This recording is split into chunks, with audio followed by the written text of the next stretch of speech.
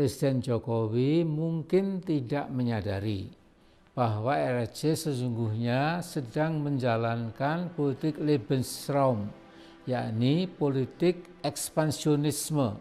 Menguasai sekitar 20 pelabuhan Indonesia, maka secara de facto NKRI jatuh ke dalam cengkeraman Cina karena simpul-simpul ekonomi ada di situ.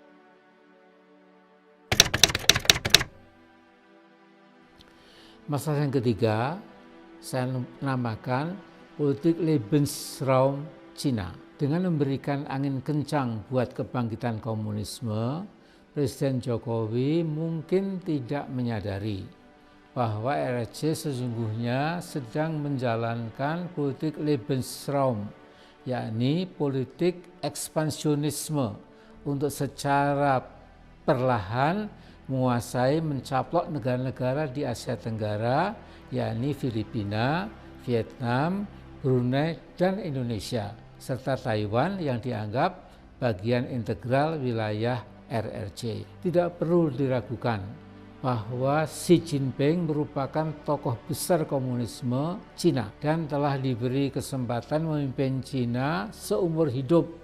Kini ia sedang berusaha sangat keras membangun Pax Sinica.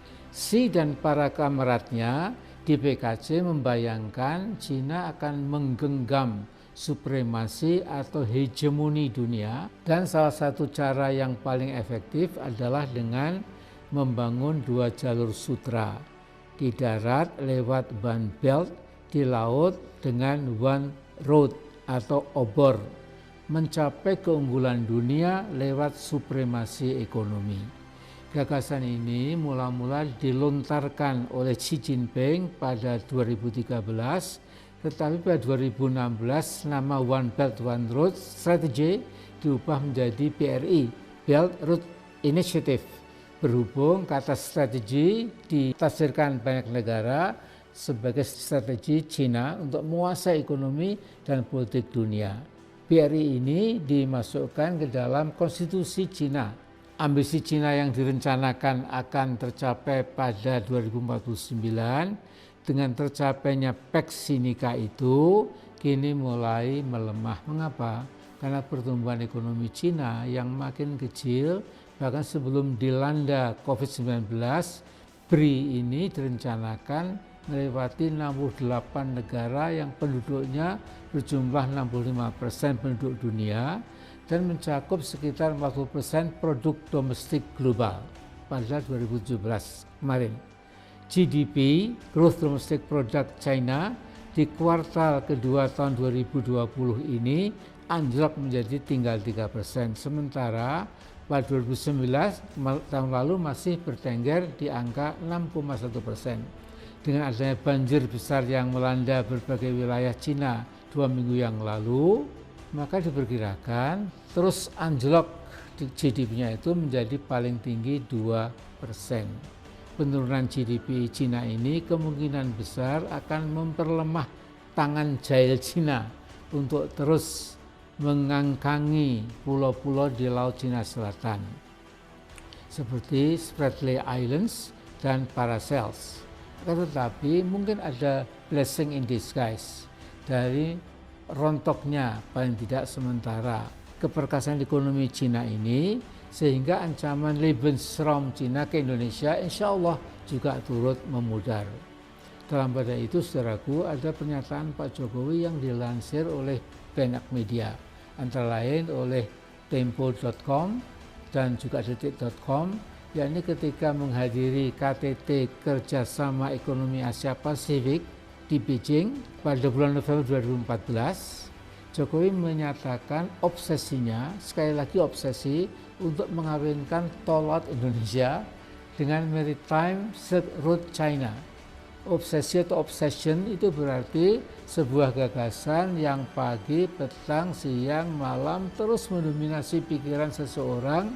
Obsesi Jokowi itu menjadi kemauan Jokowi agar dua pelabuhan dijadikan hub internasional, yaitu Pelabuhan Kuala Tanjung, Sumatera Utara di Selat Malaka, dan Pelabuhan Belitung, Sulawesi Utara.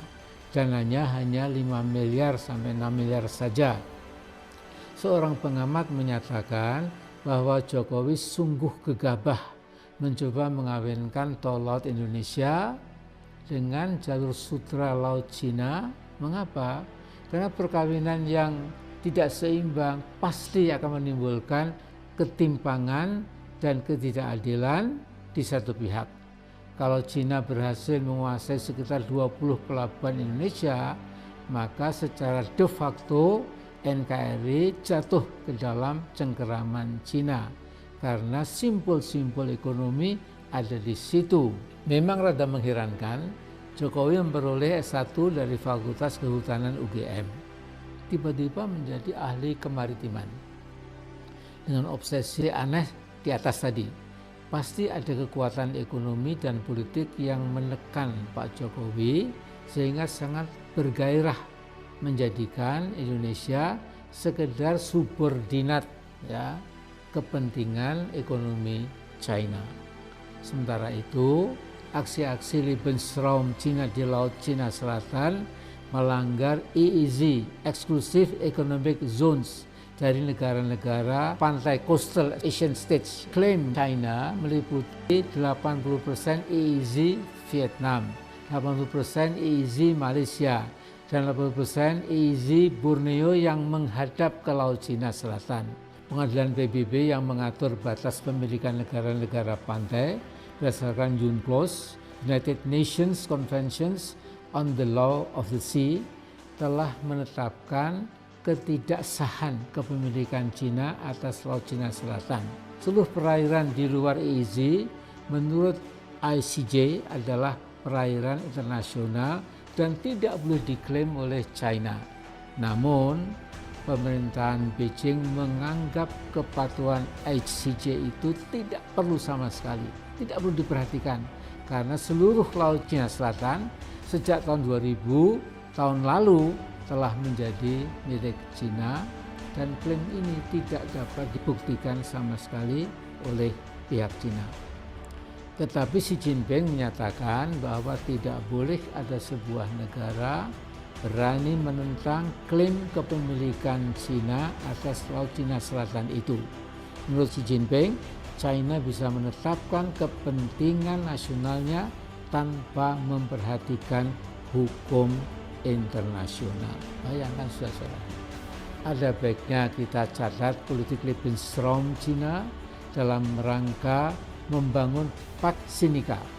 Saat ini berhadapan dengan Amerika Serikat di bawah Donald Trump yang gigih melancarkan upaya agar Amerika harus besar dan berjaya kembali.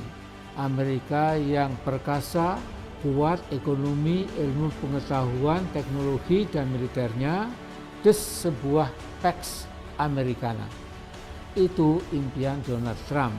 Fenomena internasional yang paling spektakuler di masa ini adalah perang dingin atau perang dagang, perang informasi, perang intelijen, perang ideologi, perang psikopolitik, dan lain-lain antara Pax Sinica dan Pax Americana.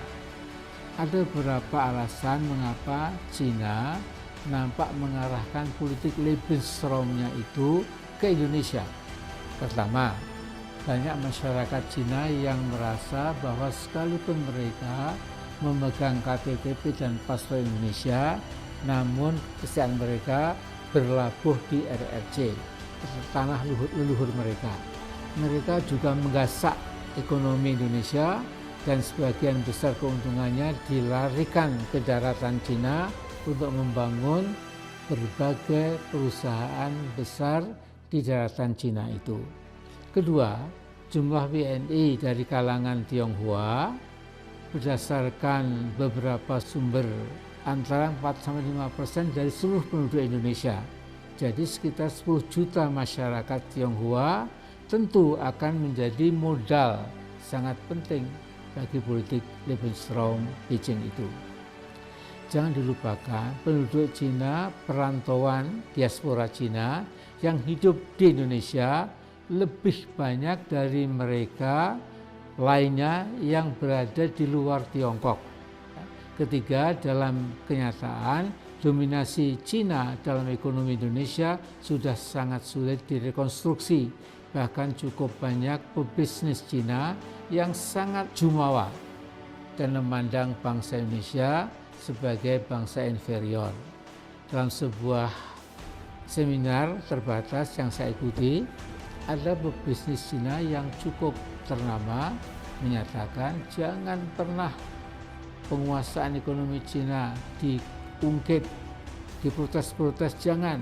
Kalau sampai terjadi proses politik yang memojokkan mereka, dalam hitungan menit uang mereka bisa ditransfer habis ke Tiongkok daratan.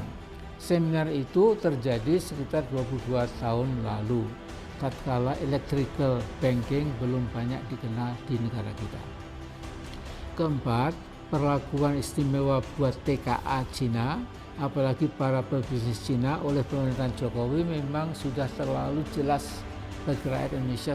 Sang super minister di kabinet Jokowi pada periode pertama dan masih super minister di periode kedua tanpa malu menyatakan kita dan Cina sedang mesra-mesranya, kata beliau ya.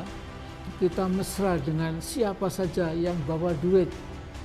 Sikap mental dan sikap politik budak seperti ini mengizinkan proses Lebensraum Cina untuk mencapai Indonesia secara sistematik dan meyakinkan. Kelima, nampaknya seluruh peta politik ekonomi dan pertahanan dan segenap kehidupan nasional bangsa Indonesia sudah dipahami oleh Cina secara menyeluruh. Pada pertengahan tahun 90-an, 3 orang Indonesia bertamu ke markas Angkatan Darat Cina di Beijing. Seorang berpangkat Brigjen Angkatan Darat Cina menyatakan kurang lebih pada tamunya, saya salah satu dari 3 itu, silahkan tanya apa saja tentang Cina, pasti saya jawab. Tetapi saya tidak akan bertanya tentang negara Anda karena kami sudah tahu semuanya. Luar biasa. Shocking and humiliating, betul-betul mengejutkan.